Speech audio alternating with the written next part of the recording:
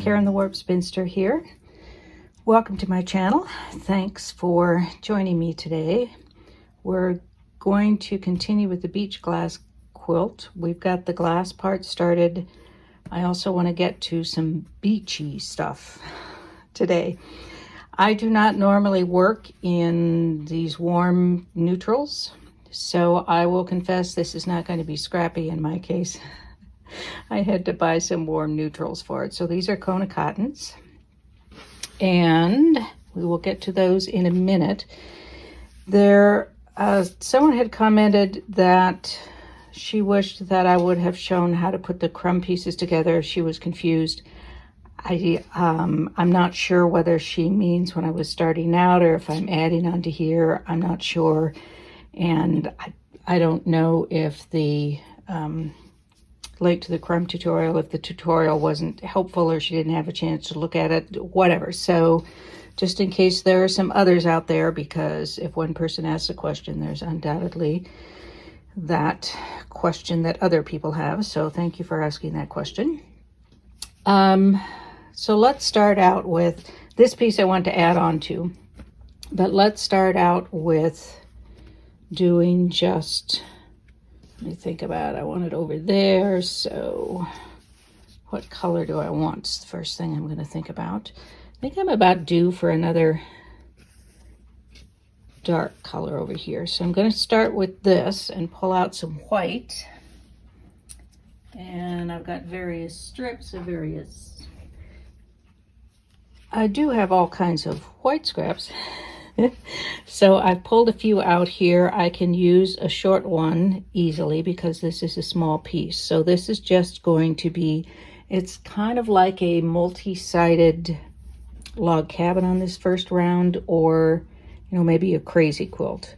So I'm just going to sew a strip here, and then we'll come back and just continue sewing on some strips. Now I have a choice of if I want to do it courthouse step style, where I go onto an opposite side and sew it and then sew the pieces on, or I can just start going in a clockwise or counterclockwise position. Now this one had actually a little bit of piece there, so I could even do this, and I think I will. Let me see, this shorter piece would be fine. I can just cut a strip off here and take a little bit off that corner so that I have more sides on this shape.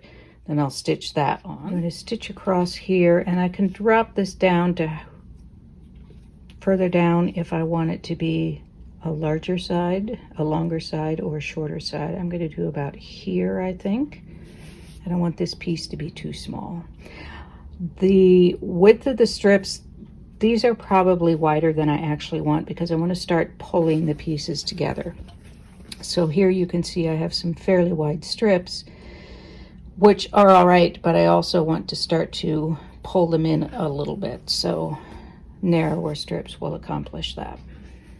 All right, so now I can trim this so this next side that I'm going to put a strip on is straight, or I could eyeball it.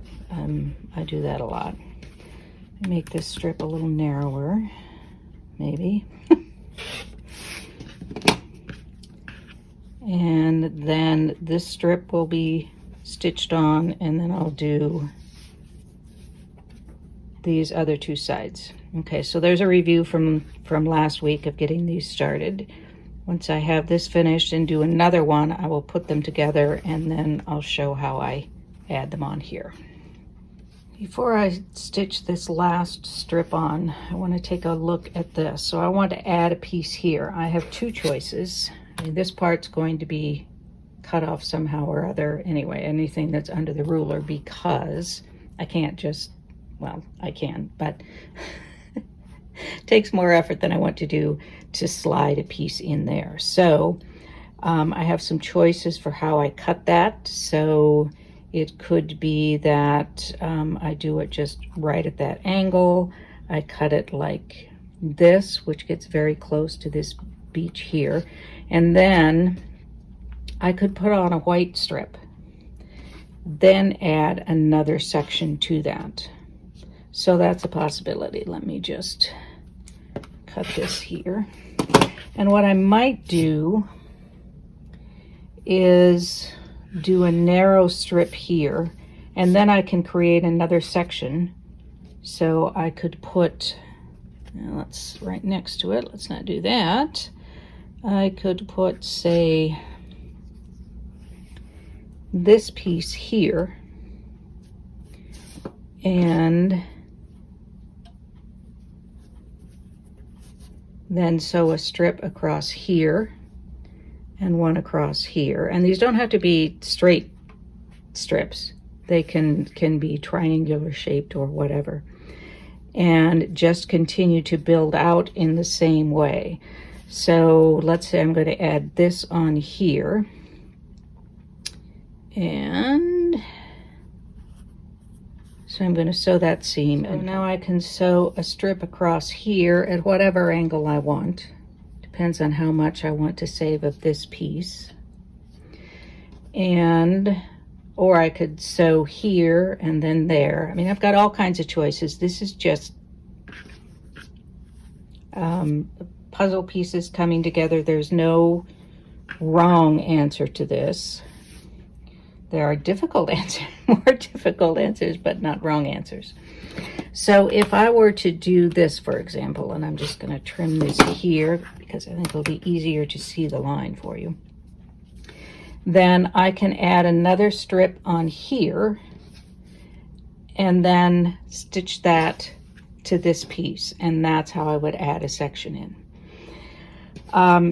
If there are curves, then I'm going to do basically the same thing. I probably would put a white strip here and get a curve in there, and then do another piece, and this last section then would be a curve instead of this straight line. It's just keep adding pieces and strips until you've got a straight line that you can stitch together. So this one, because I want it to be wide enough to come down to here to make this a straight line, then I'm going to make this a wider strip, and I'm not even going to use a ruler. So now I can lay this strip across here, which is going to cut off some of the green, but I'm not worried about that. It was a random shape anyway. So that then I can trim it here, and now I can put that section on to that piece of glass, or these sections that I've already put together. So you're just making sections, because once you start putting this together, you can't just add a piece and then put some white in and then add another piece and put some white in, because then you've got all of those Y or L-shaped seams. So I hope that helps, along with the crumb tutorial that I posted the link to. I will post it again this week, in case you missed it last week. And I will finish this piece out. Well, let me finish it and show you how I would put it onto this piece, and then we'll get started on talking about the beach part. So now I could trim this. In this case, I'm going to just turn it under, and then I could stitch that section onto this one and then continue building out. And at this point, I could build out that way, or I can start to do another section, another strip, I guess, like this, and add it on here, so that I don't end up with, at the end, needing a strip that's way long, which would be horrible in this case, because you can always do the white in between. So the only difference between doing this and what I did in the crumb tutorial really is that I'm doing white around everything instead of just adding pieces to pieces. So there's just a lot more white in it. So I think what I'm going to do actually is build out some more here. And if I want to do a straight line up here, say I want to do a section like this that has a straight edge, then I could do a curve here of a white strip that's at least, say, this wide, because if I want that to turn out straight, then I'm going to have more width to do this curve, so I could do the curve and then add in a straight strip, or I could do a curved strip.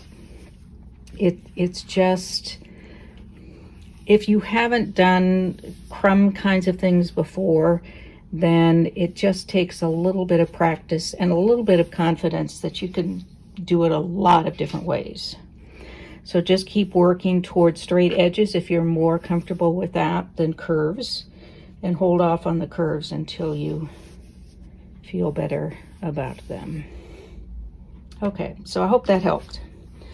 I will continue to do some more of these. Actually, let me go ahead and put this one on, and I think that will be appropriate for the next section. So I'm going to add this on. Now, we're going to pretend I've added it on, because honestly I want to put another piece here and then do a strip. So I'll add a little bit of white on here, probably a triangular kind of shape, and then I can have a section that goes across here. Almost kind of want to put something there, and I could. So I can take another piece, and I want that one because it's the same right next to it.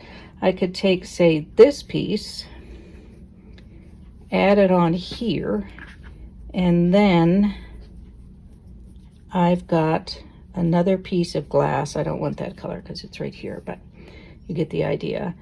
And so I would sew and flip this, and then I would have another piece pretty close to these pieces, and then add a white strip on here, another piece of beach glass, etc., etc. So you just keep working your way out.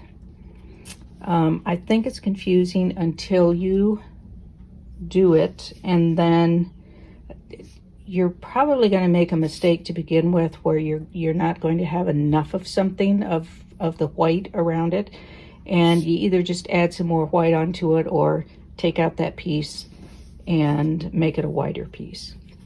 I do waste some fabric with this because I changed my mind about, for example, this. Yeah, when I add this on, then that means I'm cutting this off. But the white is pretty much scraps anyway, so I'm less worried about that. But you'll get better at seeing how you put things together when you start putting them together. The best thing is to just try it yourself. So I'm afraid that's the best I'm going to be able to do for you here. Let's try,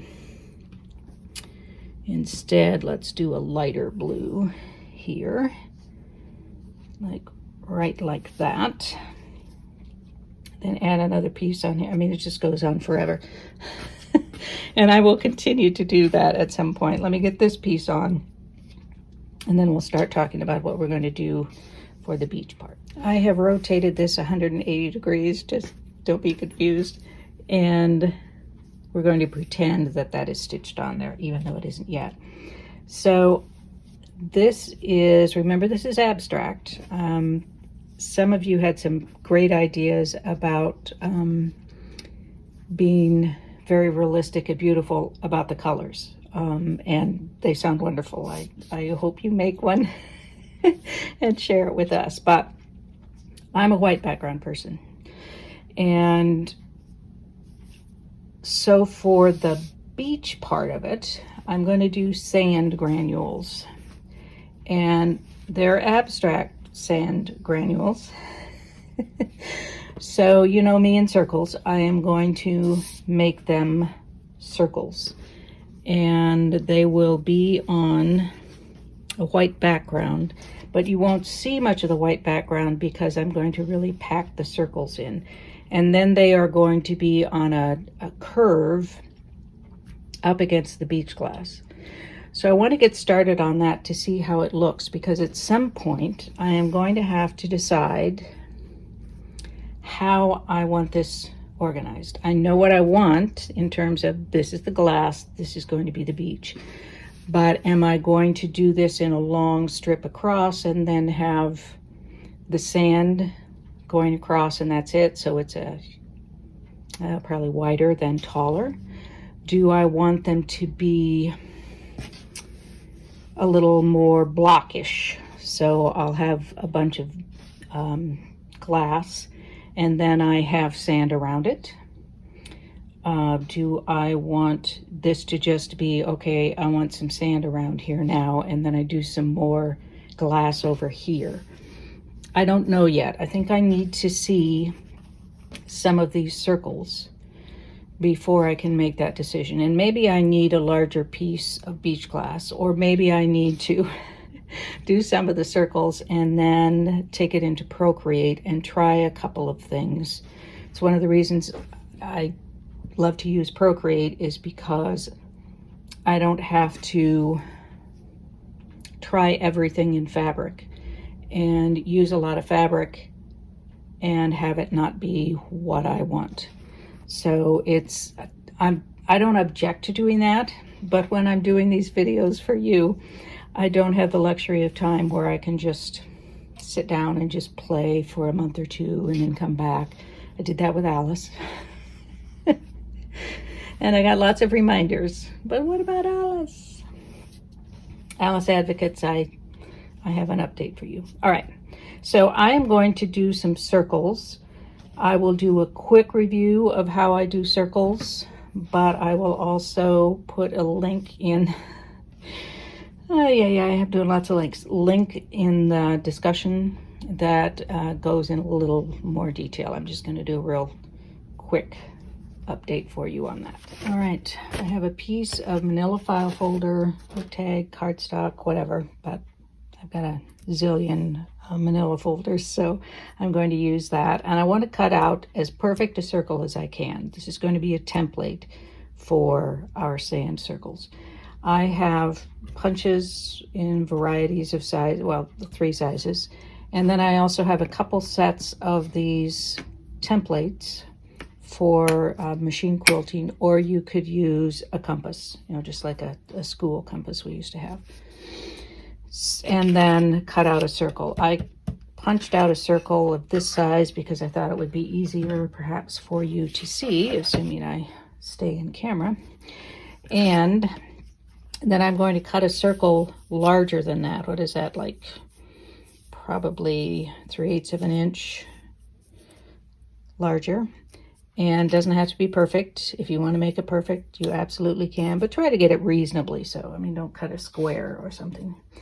And then I'm going to thread up a needle, and I want it to be double thread for sturdiness, a knot in one end. And then I'm going to say this is the front of the fabric, the right side of the fabric. Doesn't matter on this because it's dyed solid. But if you've got a print, then you want to start it on the front side so that the knot is on the right side of the fabric. And I'm just going to do a running stitch. Doesn't have to be teeny tiny stitches, but don't make them galumphing big ones either. So it's like making a yo-yo, I guess. So let me finish this up, and when I come around to the other side, I will be back. I have made my way around. If it starts to gather up a little, it's not a big deal.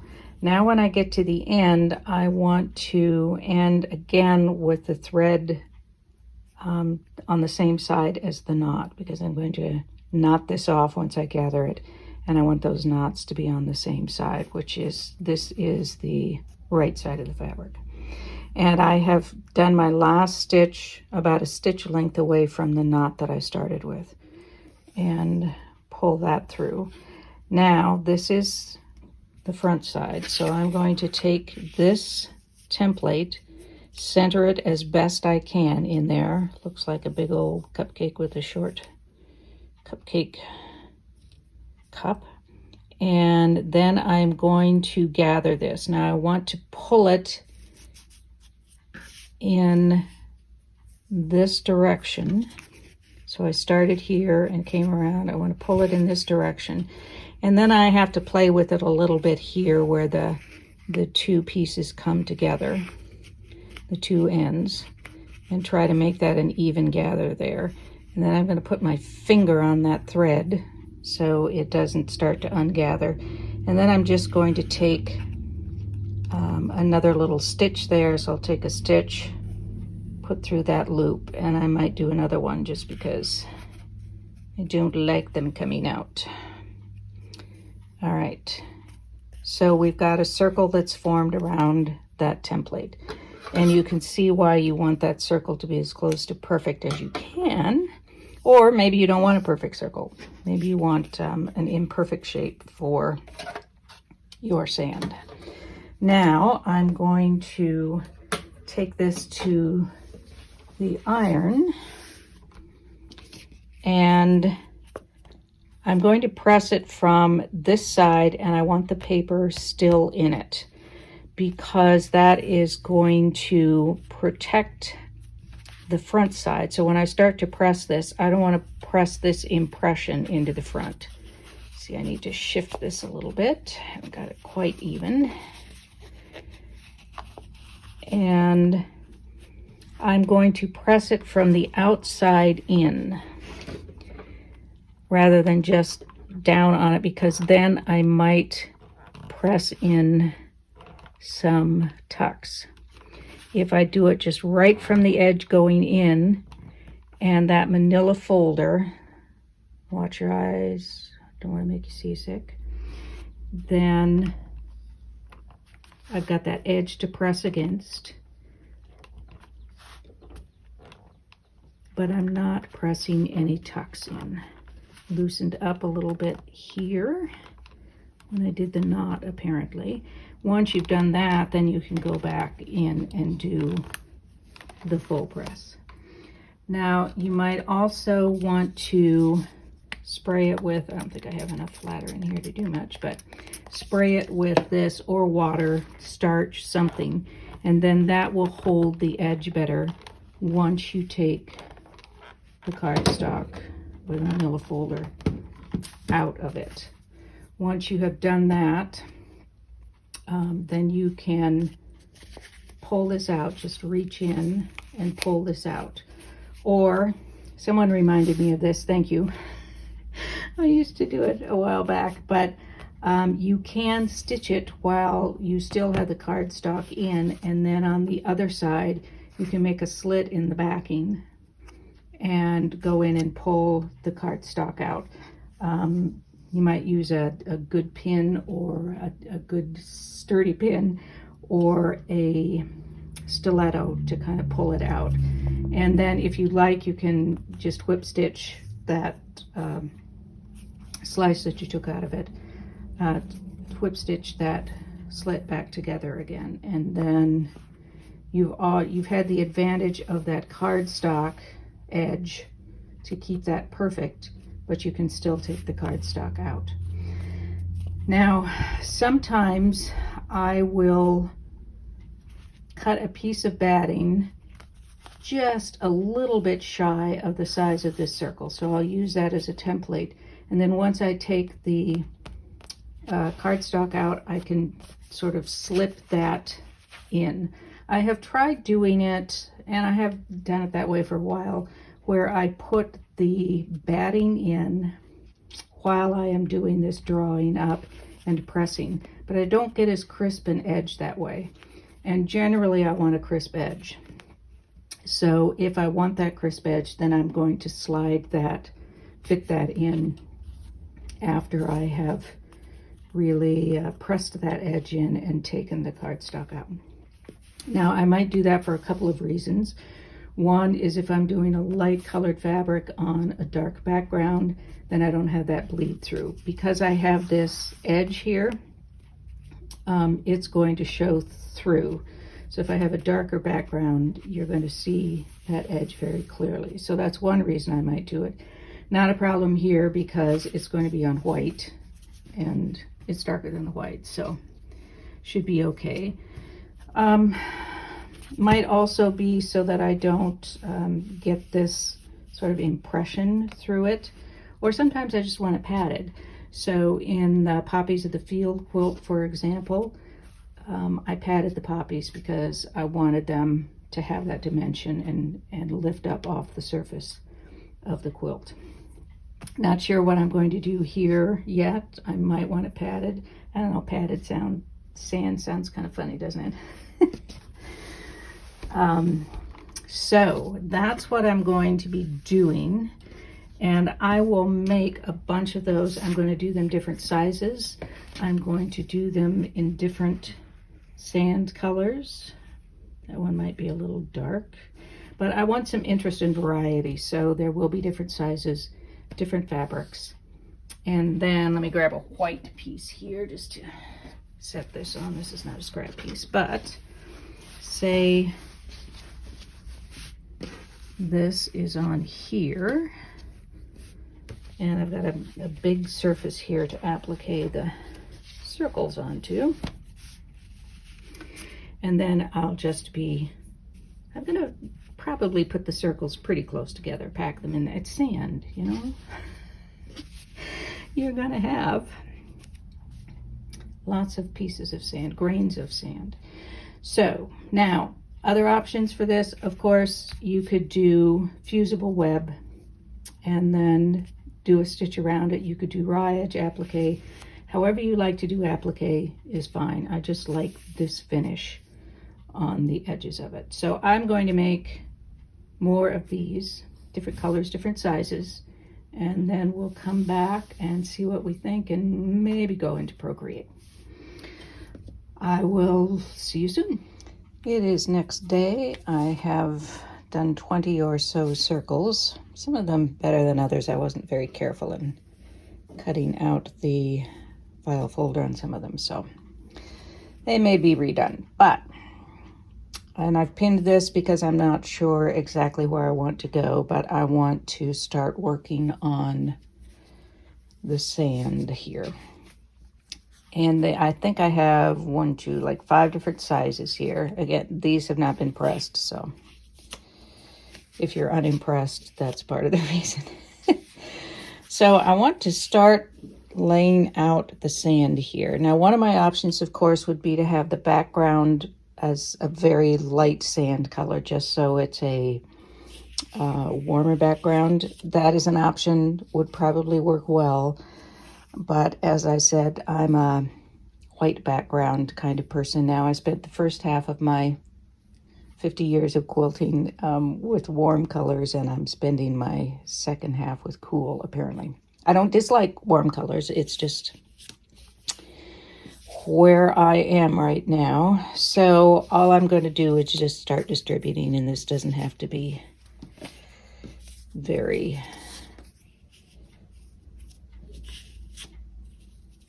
finalized here. And I have some little teeny tiny ones I can fit in here and there. It's not going to be a perfect puzzle, but just want to kind of see how it is going to go when I do this. Let's put this one down here. I actually kind of like this just on its own, even without the glass portion of it. That is just file folder material. And hopefully in the end I will have enough variety in sizes and colors that I don't have to put them right next to the same color right next to each other. Though I guess I don't really have a problem doing that either. So I don't want them to overlap. Again, that's a design decision that would be individual. If you think you would want them to overlap, then that's how it would go. All right.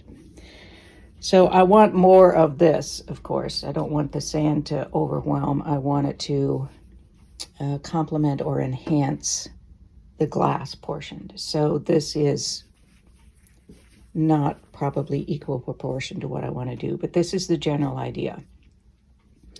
Now, another thing I could do would be to take some of these smaller pieces so that there's sand mixed in with the glass, which would start to pull things together a little bit. And I would probably use some different sizes, probably not the really big ones, but I could start to distribute some small ones in there. Again, it will tie it together.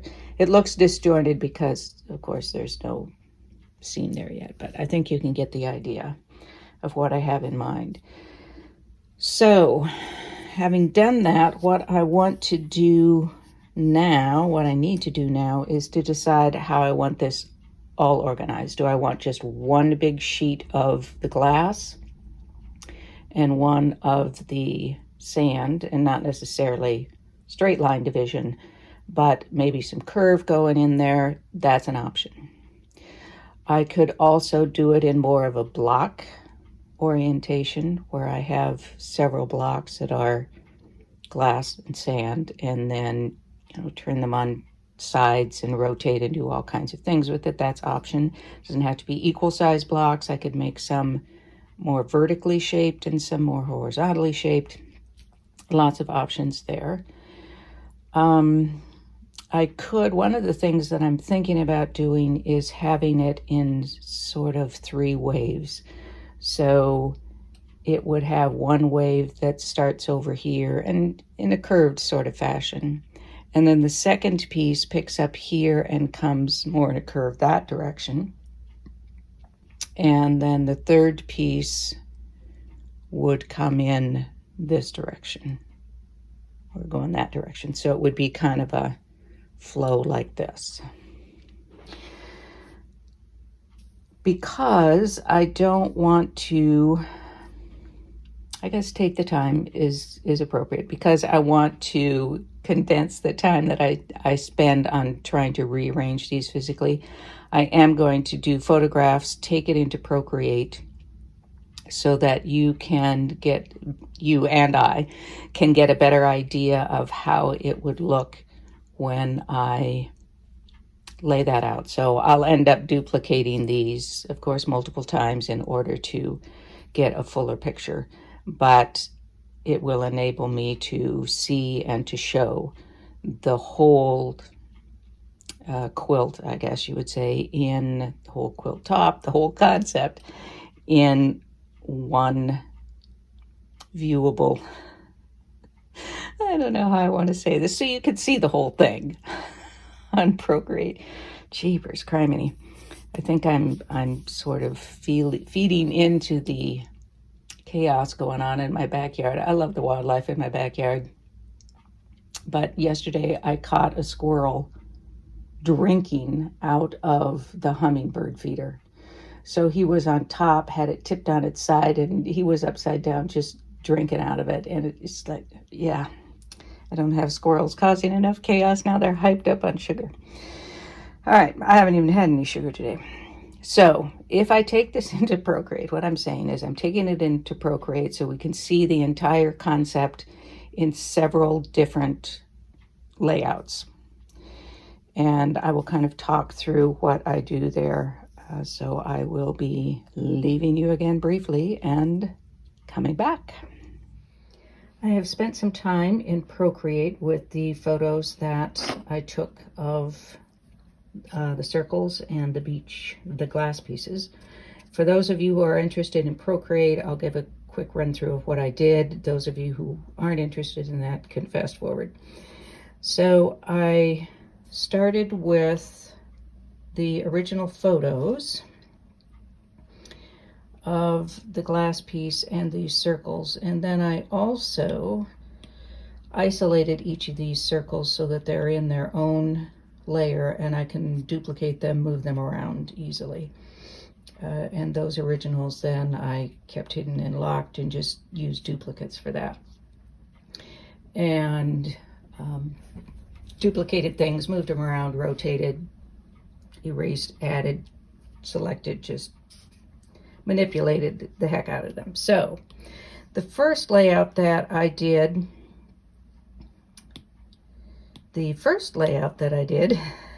was just a straightforward, you got your glass, you got your beach or your sand, and you put them together, and it's pretty meh, but I had to try it. So that was layout 1. Layout 2, I created sort of blocks and then rotated and moved them around. I'm not saying it's ugly. It looks very mosaic-like to me, and I love mosaics, but this is not what I was looking for.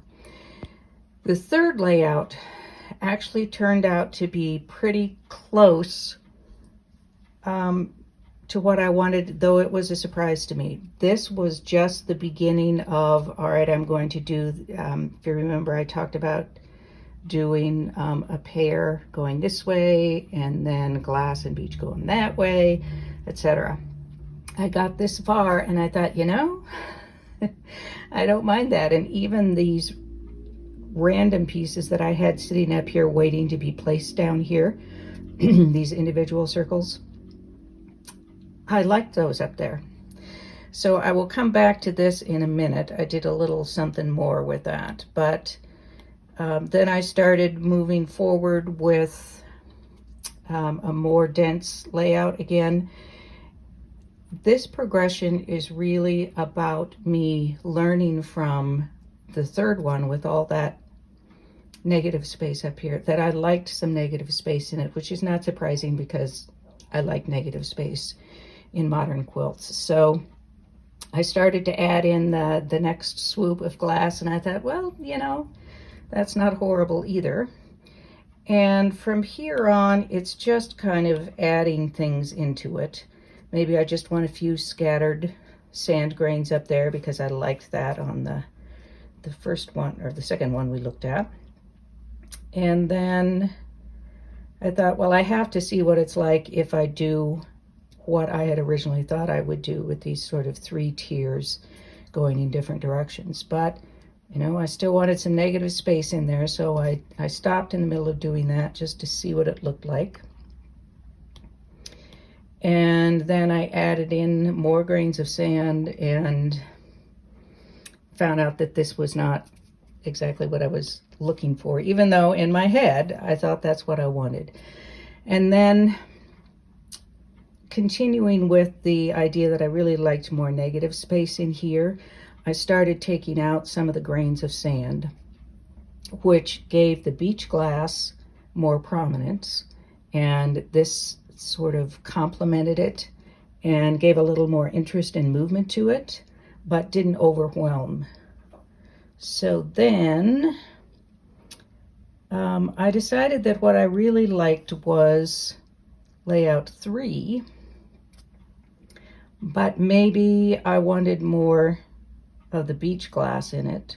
So I shifted everything up, put in more glass at the bottom. And this is not how it would look. I mean, this is just patched together from one photo and duplicates and moving them around. So it's, you know, it's a pretty good representation, but it's certainly not exactly as it will look. So I'm now torn between these two, and I'm going to be an ophthalmologist here.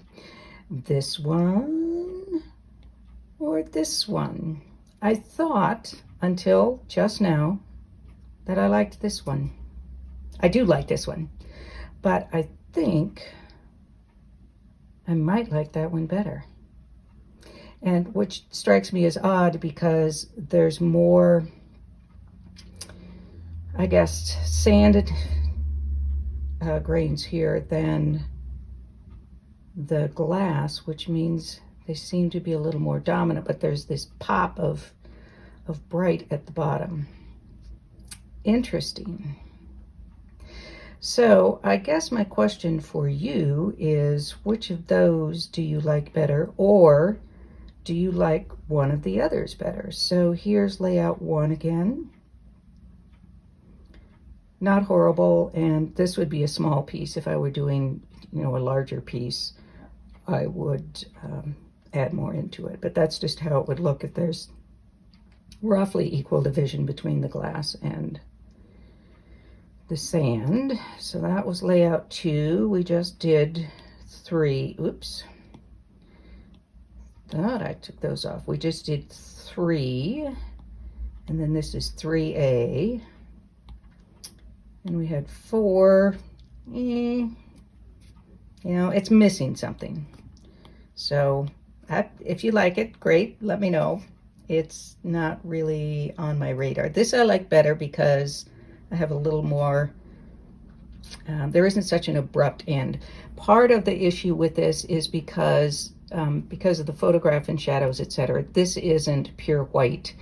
and this is pure white. So they would blend in better because it will be white on white, and the white that I have in the background will have the same kind of shadow effect, so it will blend in better. So just keep that in mind.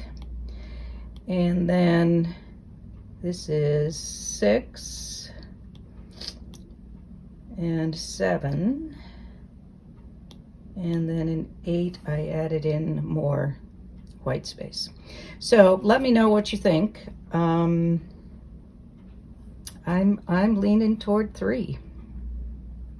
If I turned off everything else would be helpful. I really am leaning toward that. Maybe 3A. I'm gonna have to ponder that, but I would like to know what you think about it. So that's the reason that I like to do Procreate, because I can see how things will look, and rather than be making a lot of beach glass pieces that I'm just not going to use, this way I can look at it and say, oh, I guess I'm not doing that many pieces. That's not the reason I made the decision. I would, if I liked the quilt, I would be happy to make the pieces, but at the moment I'm looking at 3, not 3A, but 3. Now, so that's it for the beach glass. I just want to update you on Alice, all of you Alice advocates. She is finally quilted. This is our dear Alice, and I'm still thinking about what I want to do for finishing the edges. It will either be binding or facing or a combination. I know that I want facing at the bottom where that sort of ruffled look is, the uneven piece. I know that I want to face that, but I'm still undecided about if I want to bind the other 3 sides or if I want to face that as well. Right now I'm leaning toward facing everything, but let me know what you think about that too. That will be it for today, I guess. Thank you for joining me. And next week, I absolutely have no idea. I may have to take a break. I have no idea. We'll see what comes to me in the meantime, or maybe things that you would like to see. So I hope to see you next week. In the meantime, be well, be safe, be happy, be quilting. Peace out.